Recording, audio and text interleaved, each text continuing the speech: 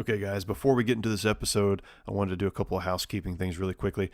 You guys will probably notice a couple of changes coming about in the podcast. And you may have already seen some changes, actually, related to the titling of the podcast. I've tried to change things up a bit so that what the podcast is about, the meat of the subject of the podcast, is really getting in front of you guys when you're scrolling through your list of episodes to listen to.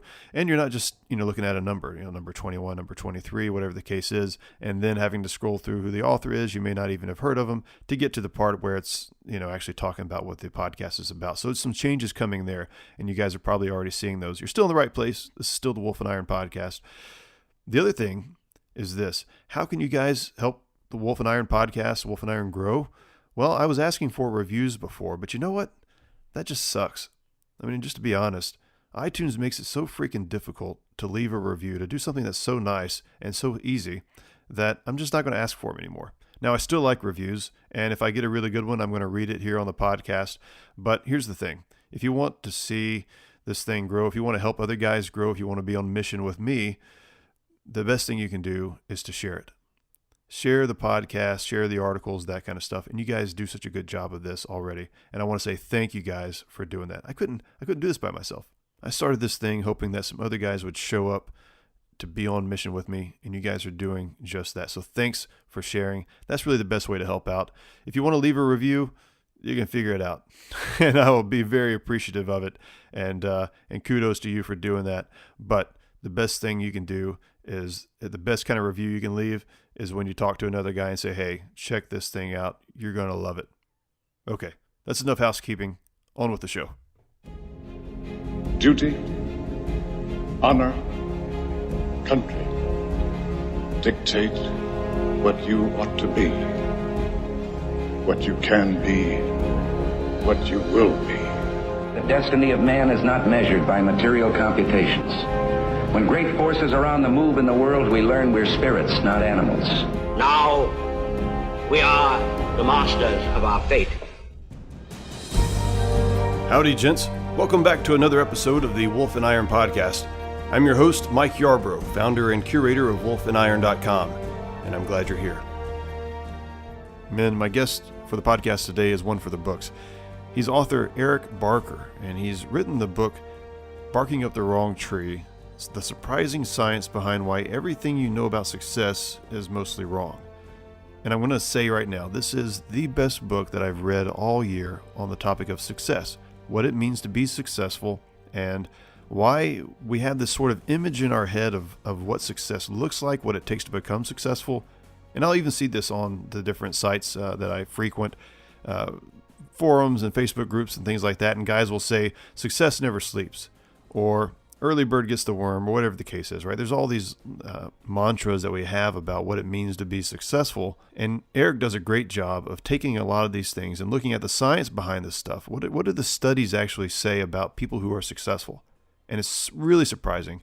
But one of the things I love about the book is that it's just a lot of fun. He talks about pirates and ninjas and people who have like serious disabilities and overcome them and all kinds of stuff. So every chapter and so many of the sections of the book are really just filled with inspirational things, and it's very storytelling. How he does it is very, very much like a story.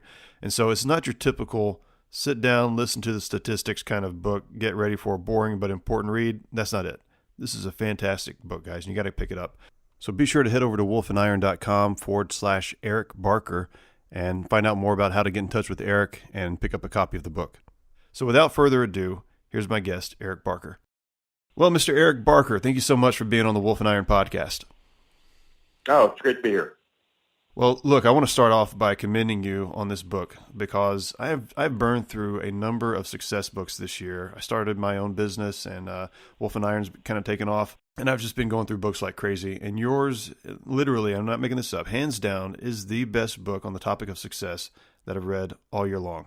It's fantastic. So well done with that. Thank you very much. I'll tell you one of the things that really impressed me about the book that a lot of guys aren't able to pull off. Two things, really. One is that you've taken a lot of scientific statistics, studies, and things of that nature, and you've also combined it masterfully with robots and ninjas and pirates and all this other kind of stuff that makes the book a lot of fun to read, right? And the other thing that you do very, very well is you don't get hung up on one aspect of success and try to draw it out for the entire length of a book. Some of the books out there, they're very good. I'm not going to name names, but they kind of take something that probably could have been like a 2 or 3 series blog post, and they just really kind of stretch that theme out far too long. So, you're 3/4 through the book and you're like, is this done yet? Am I done? But there's none of that in your book. It's from beginning to end. It's solid information, and you bounce around from, different points of success very, very well. And so once again, I've been telling everybody about your book. So very, very good job. Well, I appreciate it. That was actually a goal. I did not want to be one of those books where, you're a quarter of the way in and you're like, okay, I get it. Yeah. There's one idea here. It was mentioned on the first page, and then we found 60 examples and 6 days. So I'm with you. Right. Yeah. No, you did that very well. But there is a lot to the book. I mean, that's the thing that impressed me as well, is like there's so much here. So how long did it take to kind of put this thing together? Well, that's a tricky question. There's actually 2 answers. The strict answer, I guess, would be probably 2 years, maybe a little less. But the truth is that I've been doing my blog, Barking Up the Wrong Tree, I've been doing since 2009. So I've been looking at research and interviewing, interviewing experts and academics without, for most of that time, without the goal of writing a book in mind. But that really gave me all this exposure to a lot of these studies, to a lot of these ideas. And had I not been doing that for, going on 8 years, mm-hmm. It would have taken me a lot longer to write the book without that experience. So strictly 2 years, but there was I could not have done it the prior 6. Gotcha. Yeah. No, it definitely looks like many years worth of work that's gone into just all the studies, and that's another good thing about the book is that you mentioned so many people in there. And I'm like, I want to have every single one of these people on my podcast because they're super interesting. So very cool. All right. So tell us a little bit about yourself, kind of how you got going down this whole, this trail of success, and what kind of interests you in doing that. I mean, the thing for me was, I had a very unconventional career path. I majored in philosophy in undergrad, and then I was a screenwriter in Hollywood for a few years, wrote for Disney and Fox, and then I actually ended up getting an MBA, and then I worked in video games, and I hadn't followed the standard rules in some ways, and in other ways I had, and I just seen, and it, a lot of these maxims of success we grow up with, they didn't seem to map onto my life too perfectly. So we always hear, nice guys finish last. It's not what you know, it's who you know. It's all these kind of maxims we grow up with that. They're very pithy and they get bandied about, but we don't know if they're real. We don't know if they're true. And I just didn't got to a point where I reached a career crossroads and was scratching my head and was wondering, what are the rules that I should or shouldn't be following? Because the ones I grew up with, I'm not sure, whether they're true or at least in which context they're true, or have they been true in the past and maybe they're not true now. And so literally, what I've been doing on my blog was looking at scientific research, talking to experts in their field, and trying to get the bare bones, facts about things from something that was, as legit as we can get, scientific research. And so for the book, I was basically like, all right, let's do Mythbusters for success. Let's look at nice guys finish last. Let's look at winners never quit, quitters never win, and let's see if they really hold up to the rigors of the research. I as anybody, I'm a writer. I'm not an academic, so I just looked at all the different studies, talked to people who were the best at what they do, and tried to find whether whether all of these maxims we grew up with are true or not, and maybe we can update them and get something that's a little bit closer to the truth. Yeah, that makes a lot of sense to me actually now after reading the book, because there is a story element that's always continuing through the book, especially when you start out a new section or a new chapter, and you do very much start off like a story. You don't just jump right into the details, into the facts and that kind of stuff. So that's, once again, brings about that fun and stuff. So I could definitely see that. All right, so we're going to be talking about success, and obviously that's what you're about. That's what the book is about. So one of the things that got brought in at the sort of the end of the book was really how do we define success? And one of the things that you mentioned, I thought was really good, was that we need to have a personal definition versus a relative definition of success. Can you expound on that a bit and kind of give us an idea of what you mean by having a personal versus a relative definition? Yeah, I think that, our brains are wired to look around and get an idea of how we're doing. That's only natural to kind of get an idea of, how good am I doing relative to others? Mm-hmm. And that's natural. We experience peer pressure. We're not just kids. We experience peer pressure through our entire lives. And in some ways that's healthy. It lets us know where the boundaries are. But on the other hand, we're a very new environment. I mean, human beings, we existed in small tribes, largely surrounded by family, for the vast majority of human existence. Yeah. Now we've got TV, we've got the internet, and that instinct to want to compare ourselves relatively to others has kind of been hijacked and gone haywire because we look on TV and we see, 25-year-old billionaires, and we see, people who are the top 0.0001% mm-hmm. in every category, and our natural instinct to kind of say, hey, how am I doing? What's my and not only can this lead to just kind of feeling depressed, but it can also lead to very unrealistic, standards about where we're at. So that issue of a personal definition of success, because not only have standards got crazy because we see these people who are world class all the time. That becomes the benchmark. Yeah. On the flip side, before, the doors to the office used to close at 5 p.m. Mm-hmm. Hey, I'll pick it up tomorrow morning. But now, those documents are in the cloud. You don't have to wait to get the office. You got your cell phone on you. You can check email, texts 24/7. It's an option to work constantly. And so, our parents and grandparents didn't really deal with the work-life balance issue as much. So when you combine completely unrealistic standards with the ability to work 24/7, that's a really dangerous combination because, you can kill yourself on running on that treadmill to always try and do more and never be that 25-year-old billionaire. So what it really comes down to in order to balance both, achievement with happiness is to have a personal definition of success rather than saying I need to do better than some shifting goal, which is always moving up, yeah. To say, here's what I need to be happy. And once I get that, hey, I could improve it 5%, 10% if I want, but to have a set definition of this is what it takes for me to be happy. This is where I want to get moving goal, which you'll never catch. Yeah, no, that makes a lot of sense, and that's really good. I think it's like you said, there's a combination here of we have a certain kind of freedom that our grandparents didn't have, our great grandparents, however far back you want to go, and that freedom is we're mobile. We've got our stuff in the cloud. We have the ability to work all day long. We have the ability to showcase our lives all day long if we want to, Instagram, Facebook, whatever the social media pick of the day happens to be. But in that freedom, we also have to be mindful of saying, okay, what are the things that actually bring joy? Not just stuff to do, and not stuff that I think I'm supposed to do because this is what society kind of does or tells me that I'm supposed to be a part of. But yeah, actually being mindful of the things that we think are going to lead to success.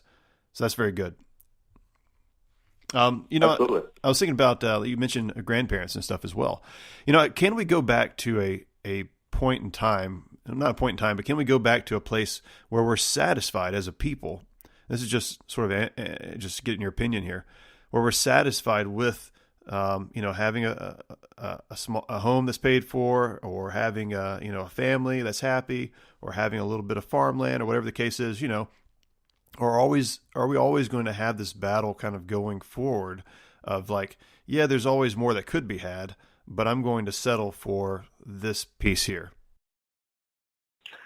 It's tricky because, like I said, I think, at a certain level we are wired, to compare, and that's healthy because, a lot of what we do every day, or, the majority of what we do every day are not deliberate, conscious choices. They're passive choices, and we do things to fit in. And that's, again, healthy, normal, and natural. You wouldn't want your kids questioning every single rule every moment of the day. No, it's like, okay, you go to school on time, everything. It's like most of our choices are not deliberate choices. We look around us to see what's normal and natural. To a degree, that's healthy. But on the flip side, yeah, it's like you can get expectations that are completely outsized, or you can look around and then life becomes this competition where I always have to do better than everybody else. And that's certainly not healthy either. I mean, the issue is that I think it's become very difficult because of the media environment. We're always seeing more and more, better. And, we live in a capitalist society, the market. So I think what it really comes down to is actually somebody just taking the time to really get to know themselves better. As I talk about in the book, the issue of success really being knowing yourself and then aligning yourself in an environment where your unique skills and attributes are rewarded. And that first step, knowing yourself, I mean, that goes all the way back to the Oracle of Delphi, where what do you need? What really brings you happiness? Because sometimes we are led astray. We look around and, we think we need to do better. We need to impress others, and we're not thinking about what really brings us happiness. And I think, some of that takes some time, some maturity, but to actually ask the question as opposed to, what am I doing to impress others, to beat others versus what is actually going to make me satisfied. I think most people don't take the time to really ask themselves, that question. And when you really do that and you aspire towards that, I think that can bring you big happiness, but we need to sit down and take the time to do it. Yeah, that's great.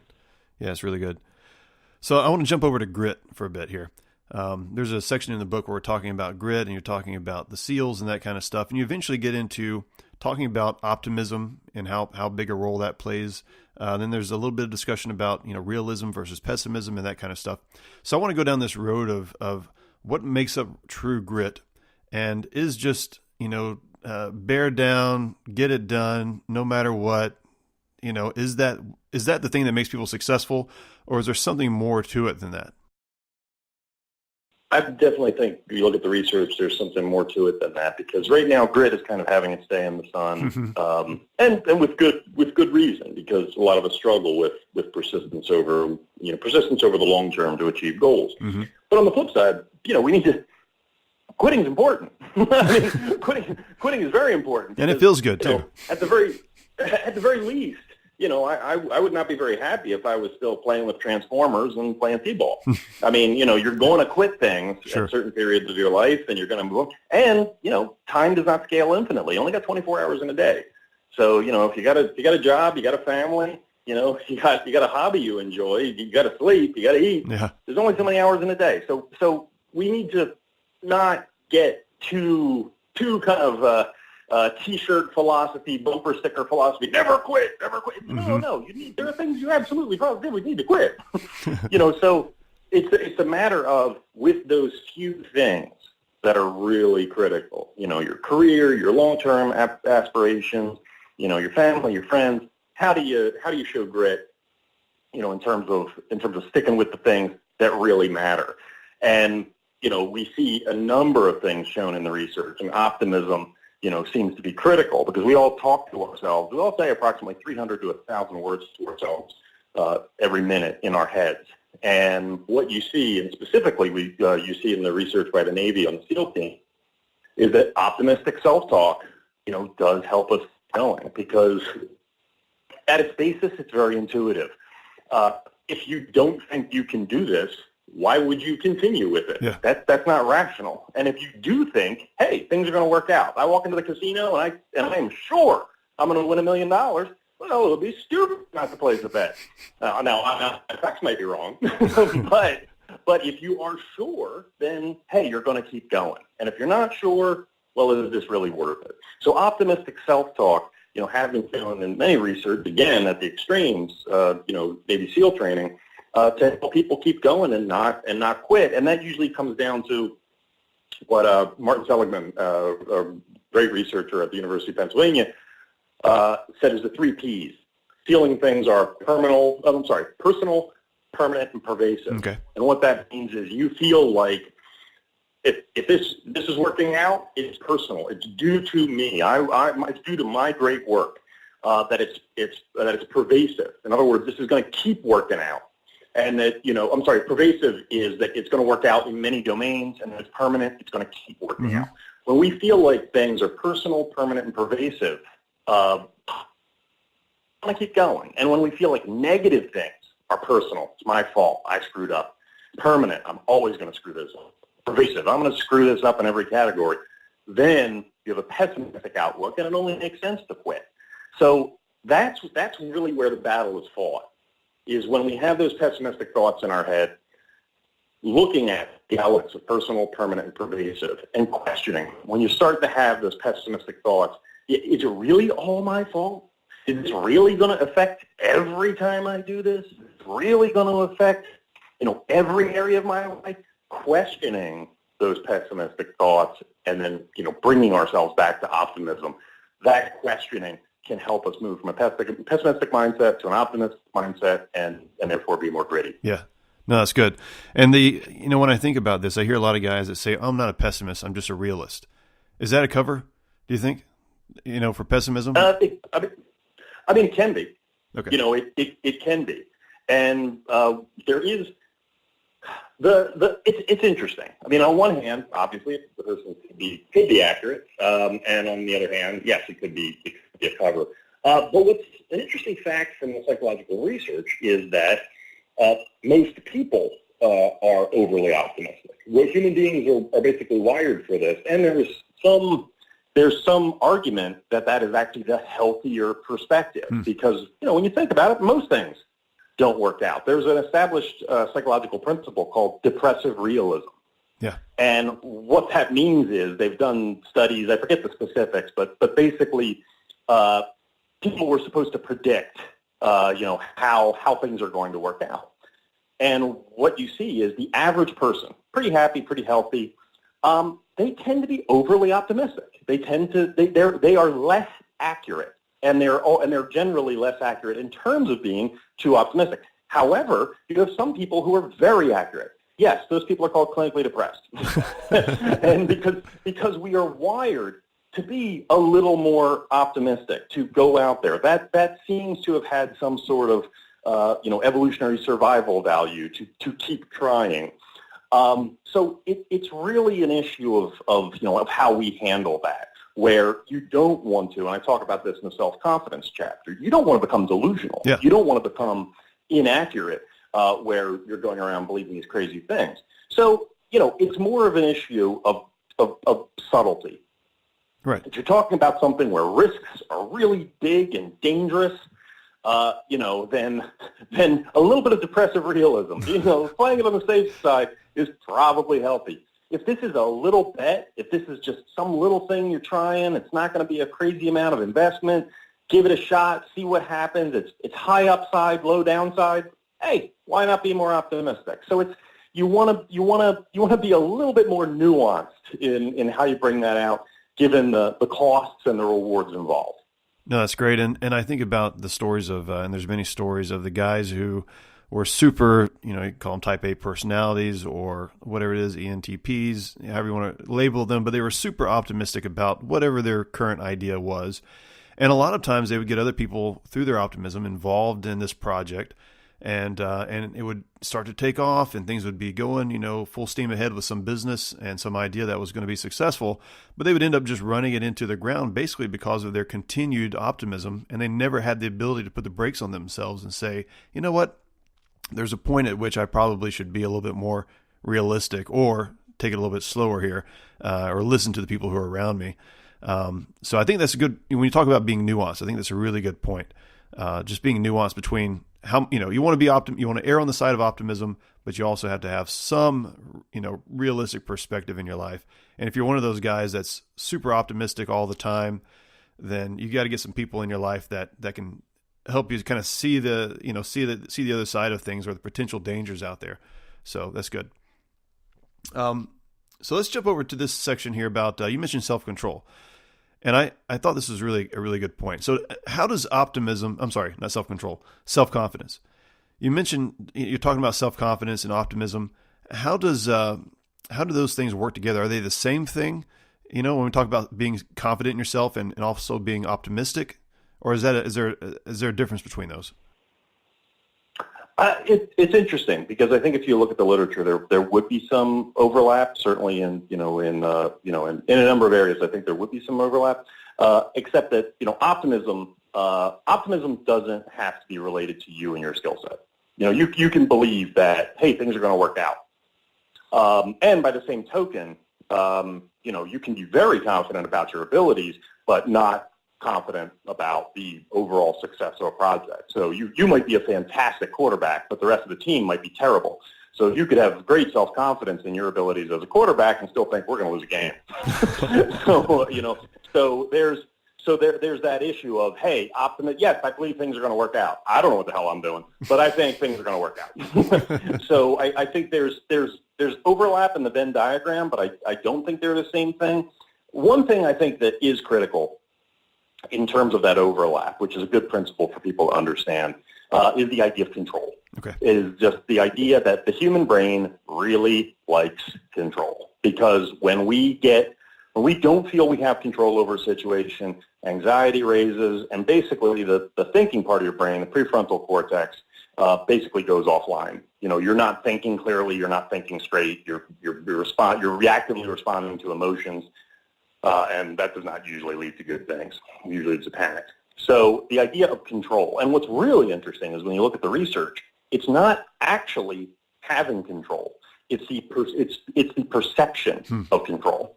So the idea, you might not actually, be able to affect the situation, but when you sincerely feel you can affect the situation, it reduces your stress level. You're able to think clearly.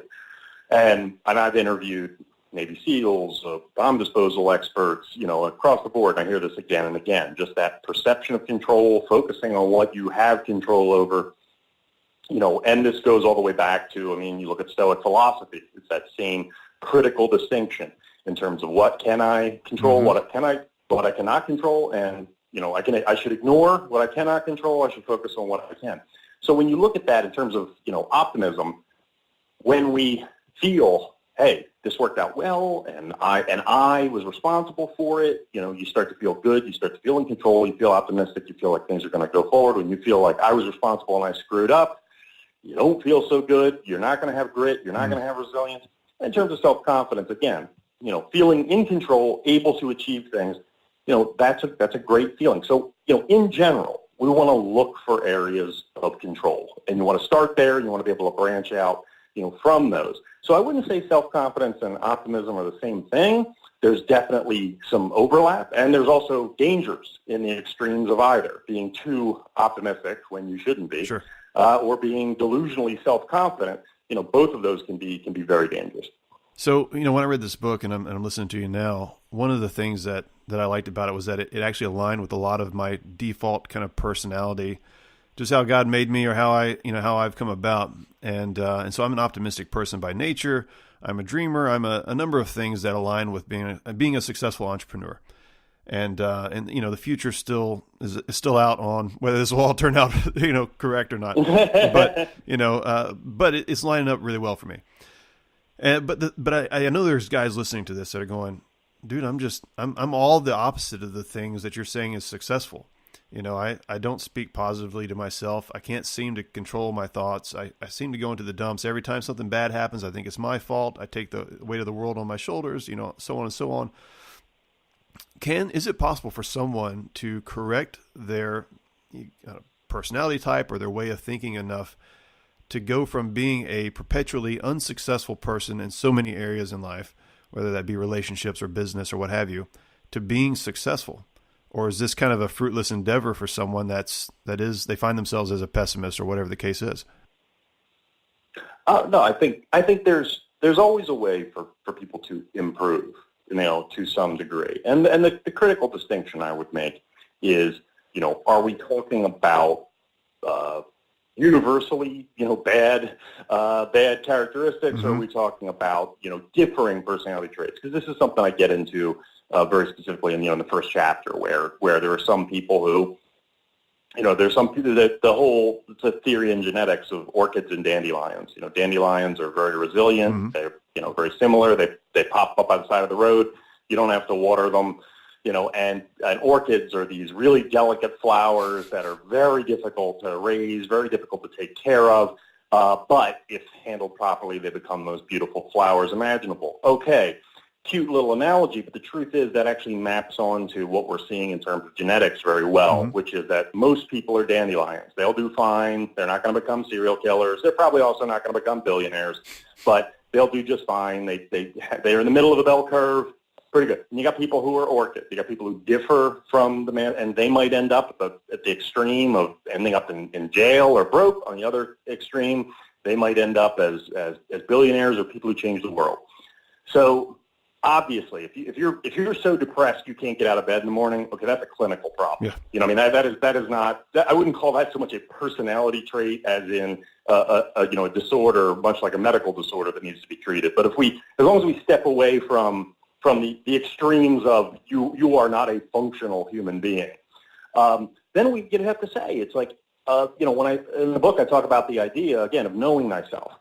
So maybe you are extremely critical. Maybe you do find the negative in everything. Well, I don't know. I don't know if your high school guidance counselor may have told somebody this, but they might make a fantastic attorney. Mm. What you see is that LSAT scores actually correlate pretty well with measures of depression. Wow. Yes, and the more negative perspective lawyers have, generally the better lawyers do, because what's a lawyer's job? A lawyer cannot sit and go, I'm sure everything will work out. Mm-hmm. No, a lawyer needs to write a contract thinking of every single negative thing that could go wrong and make sure there is a contingency plan for that. So you can't sit there and say, oh, it'll be okay. Just, again, by the same token, you see in a number of different careers, law being the number one, that have very negative perspective. Engineers have to look for the flaws in the system. What's going to break down? How do I resolve it? So we need to step back from the idea of necessarily good or bad traits, and kind of like I talk about in the book, think about alignment. That's good. Where it's like, here, do we need somebody who's going to be a great cheerleader, a charismatic leader, somebody whose voice you want to hear in the morning? Or are we doing really well in terms of everybody to get along, and what we need is a devil's advocate? Yeah. We need somebody to get in here and make sure that we're not kidding ourselves, and drinking the Kool-Aid. Yeah. We need somebody who's going to come in here and say, you guys are being completely unrealistic, and you're not thinking about this could go wrong, this could go wrong, this could go wrong, and that is going to become our checklist of what we need to do next. So, it's like I said, once you step outside the clinically problematic, different perspectives are necessary for different things. So it just becomes that issue of knowing yourself and then aligning with that situation. You might, in some situations, you might be really stubborn. Stubborn is not going to be great with your family and friends. But hey, on the other hand, what's stubbornness? Stubbornness is persistence, and that's going to be a great entrepreneur. You're not going to give up. You're stubborn. And by the same token, you might be very argumentative. Argumentative is not going to work out with your friends. You might be a fantastic litigator.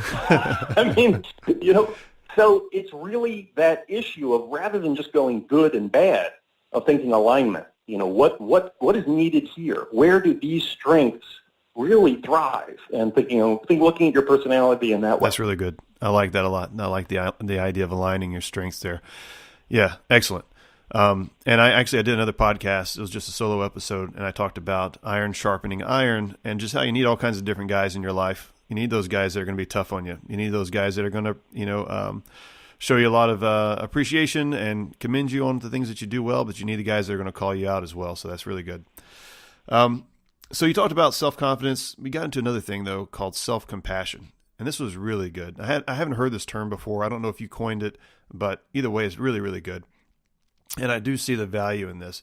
Tell us a little bit about how self-compassion is necessary for a person to be successful, and how it's different than how we typically think about self-esteem or self-confidence.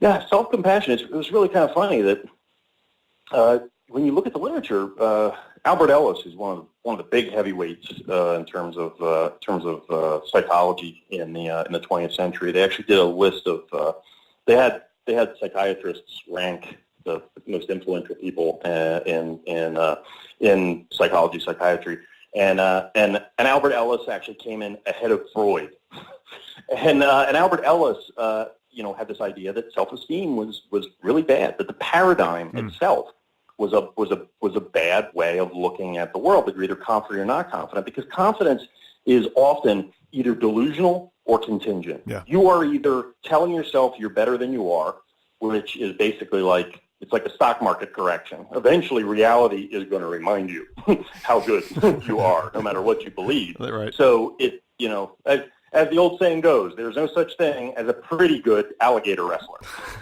You either are or you aren't, and you will find out. That's awesome. So, yeah. there's the issue of being delusional, where you keep telling yourself you're better than you are. Well, guess what? You're going to find out. And then there's contingent, where we feel like if I'm going to have self-esteem, I need to wake up every day and slay a dragon. I need to go and prove it. The only way I'm allowed to feel good about myself is if I go out and earn it. If I go out and I achieve it, but then eventually what happens, of course, is you don't slay that dragon and your self-esteem crashes. And now you're on this roller coaster of I need to be running on this treadmill 24/7 to actually feel like I'm a decent human being and that I'm worthy of respect. And that's not any way to live. Versus self-compassion. And it was really funny because I'm looking to address the self-confidence dilemma here, and I'm looking at all the cutting-edge research, and it turns out the answer actually goes back more than 1,000 years because self-compassion actually comes from Buddhism. But recent research by Kristen Neff at the University of Texas at Austin has documented that this works. It's the idea of, rather than blowing yourself up to these awesome proportions, I'm the greatest, is focusing on being realistic and forgiving yourself when you're not so perfect, because we often beat ourselves up, we're too harsh, and that just leads to a downward spiral where you're realistic, you survey the battlefield, what's going on, what can I actually do here, what am I capable of, and hey, I'm human, I'm not perfect. I'm going to go out there, I'm going to give it my best. If it doesn't work out, my self-esteem does not rely on this particular event, this particular achievement. And what's really interesting is that, you see, basically, it looks like what the research seems to be showing is that self-compassion has all the benefits of self-esteem without the negatives. The connection between self-confidence and narcissism is pretty close. People who are extremely confident turn into jerks. People who are self-compassionate, they don't believe they're better than you. They're just able to forgive themselves when they fail, so they don't turn into narcissists. And by the same token, a lot of people kind of rankle at the idea of self-compassion because they feel like, I'm going to lose my edge. Well, the thing is that we forget, yes, hey, being on that treadmill, feeling like I have to slay that dragon, definitely motivates you. It also scares you. There are times where you will not engage in opportunities. You will not chase things because you're afraid you'll fail. Because if you fail, your self-esteem is going to crash. You're going to feel bad about yourself. So you don't explore opportunities. You don't engage in conversations with self-compassion. The fear of failure dissipates because my self-esteem is not riding on everything I do. So you know what? Let's give it a shot. Let me see. Hey, if it doesn't work out, it doesn't work out. I'm human. It's okay. Yeah. So self-compassion, there's a lot of value, in forgiving ourselves as opposed to potentially lying to ourselves. Yeah, that's excellent. That's so good. And the guys that are listening to this, I know they're going to be, if this is the first time they've heard this, the way you've said that is just, their minds are going to, yes, that's awesome. Because what you're espousing here is basically being a decent human being. In order to be successful, be a decent human being with some ambition. Know your strengths, know your faults, right? And you're not saying you've got to be this type A personality guy that's just a go-getter, never stops, never sleeps. He eats, drinks, sleeps, breathes business, and that kind of stuff. And you're saying that's not what we're actually seeing. That works for maybe like TV shows or movies or something like that. A book, a good story, but it doesn't really work in real life. And I love that. That's one of the reasons I love this book so much is because you really bring this stuff home. That's so good. you mentioned Buddhism, and there's a quote in Scripture. Actually, I'm a Christian, but there's a quote in Scripture that kind of aligns similarly to this, and a lot of guys overlook this piece too. And I don't know if you've ever heard this perspective, but there's the 2 commandments that Jesus gives. Basically, he boils all the old laws and all the commandments down to 2. He says, "Love God with all your heart, soul, mind, and strength, and love your neighbor as yourself." And most Christians that I know hear that and they go, "Okay, I need to love God and I need to love my neighbor." But the first piece to that loving your neighbor piece is to love yourself.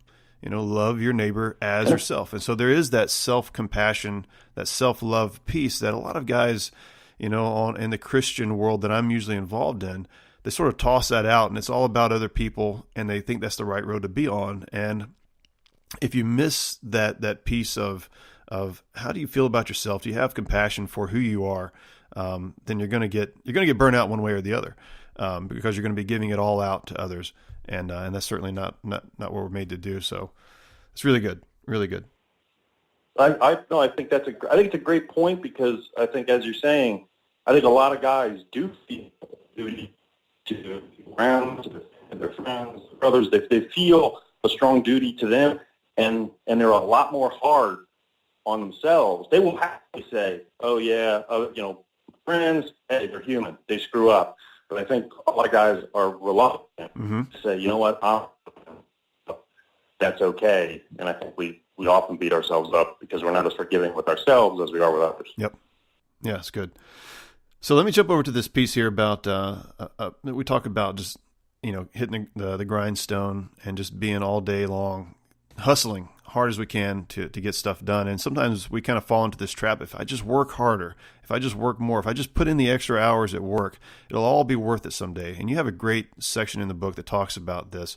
And it's all around this idea of like just getting burned out and do these extra hours every week, putting in 50, 60 hours a week. Does this lead to happiness? But then and success, but then you also kind of contrast that with the people who they're properly aligned with the things that they're supposed to be doing. And there's a little bit of a different outcome. I mean, nobody wants to work, 60, 80 hours a week, but at the same time, there is something about, working so much in an area that you're properly aligned to do. So let's break this down into 2 sections, I guess. Let's first talk about just putting in the hours. The guy that's just going to work and he's just going crazy and his family's suffering, maybe he doesn't see it, but does this ultimately lead to some sort of success in the long run, or does it not? When you look at the research, ceteris paribus, and everything else being equal, if you work longer hours, you will do better. You will make more money. You will generally, on average, work more hours, you'll be more successful. But the problem is that's what sets us up for the fall, which is if I could tell you after 50 hours, you're not going to make another nickel. After 50 hours, you're not going to make any progress. Mm-hmm. Then work-life balance wouldn't be a problem, because at 50 hours, everybody would stop. Yeah.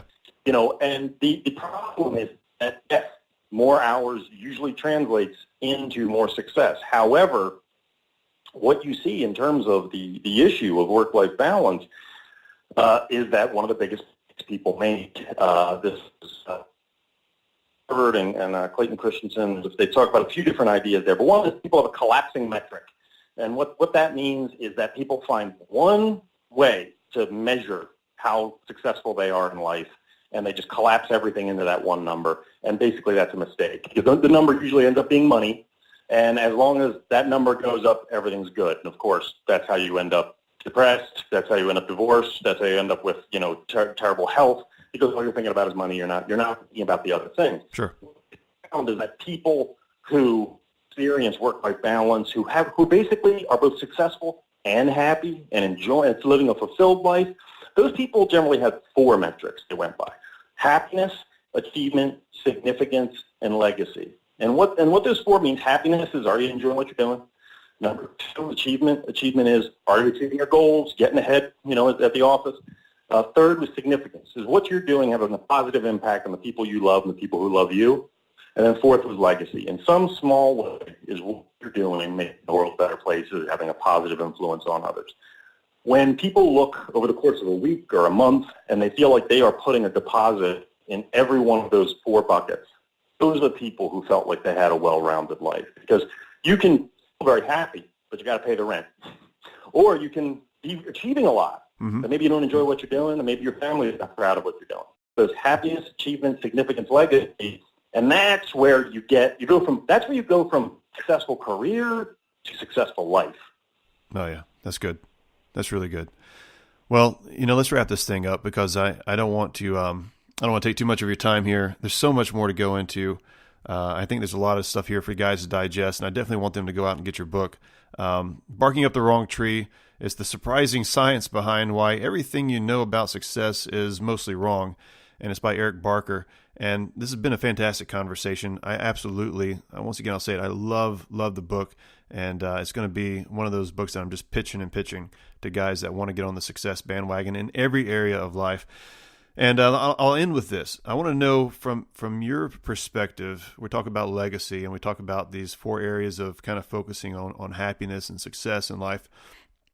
How is this impacting you as a man to know that you've written a book that's having a big impact on people, that your blog's having an impact on people, and that what you're doing is changing people's lives? You're changing their perspective of what it means to be successful. And how's that impacting you? I would say it's 2 prongs. I mean, number one, hey, it feels good. It feels good to help people. I get a lot of emails from people who read the blog, from people who read the book, who, it feels really good. I mean, on both the pride level, it feels really good. But the second, I gotta take a tip from Spider-Man here. With great power comes great responsibility. And and once you see that you're having an impact, it's like, okay, well then I need to make sure I'm holding myself to a particular standard. Yeah. Because if I'm doing something and it doesn't affect anybody, well then who cares? Do whatever you want. If you hey, people are listening, people are giving what you say weight, then you kind of got to stand up straight, make sure you're working hard, make sure you're doing the right thing because you're going to be influencing other people. So it's good. It keeps me honest. That's awesome. Yeah, no, that's exactly the right kind of impact that it should have. And I think in some ways it's sort of like, we can very easily shelter ourselves in our homes and in our own careers and that kind of stuff. And we forget that we don't have in that space, we don't have as large an audience as we used to, kind of going back to the beginning of this conversation when we were very well known by our tribe or our family or whomever. And now we're kind of using these sort of mediums, whether it's blogging, books, videos, whatever the case is, podcasts, and we're getting out there and we're becoming part of this larger audience. And we know we've got eyes on us, and we've got to stand up, straight, and we've got to keep our word. We've got to walk the walk. So very good. This has been an absolute honor to talk to you. I really appreciate you making the time for this conversation. How can people get in touch with you? I know they're going to want to find out more about you and get a hold of this book. My website has a very weird URL. So if they just Google Barking Up the Wrong Tree, that's my blog. My book as well is called Barking Up the Wrong Tree, available on Amazon and wherever else. And the best way to put out a blog post with research on different scientific backed ways to improve your life. Best way to keep up with what I'm is to sign up for my email. Yeah, just kind of mentioning your website there. And so if you guys come across Baku Desuyo, that's you, right? And in Japanese, that means I'm an idiot, right? Is that correct? Yes, it's Japanese. Probably not the best marketing decision on my part, but it has personal significance to me, so I've kept it around. Well, I thought somebody was just kind of like a Japanese site that was kind of like hawking your book or something when I first came across it, and I was like, is this right? Like, why doesn't it say like Eric Barker, the author, or something like that? But you're being unconventional in this though too, because you're violating all the SEO stuff, right? And you're just going straight for like what makes sense to you, and it's resonating with people. So you're doing really well on that front. So once again, thanks so much for being on here. I can't wait to see what comes out next, and I look forward to hearing about all the success of this book. Thanks so much, man. I really appreciate it. Well, there you have it, men. I'd love to know what you thought about the episode. Feel free to reach out to me on any of my social media networks. And look, if you got something out of this, make sure another guy does too. Share the episode and make sure it gets in front of the guys that need to hear it the most. Until next time, keep your powder dry, and may a fair wind be always in your sails.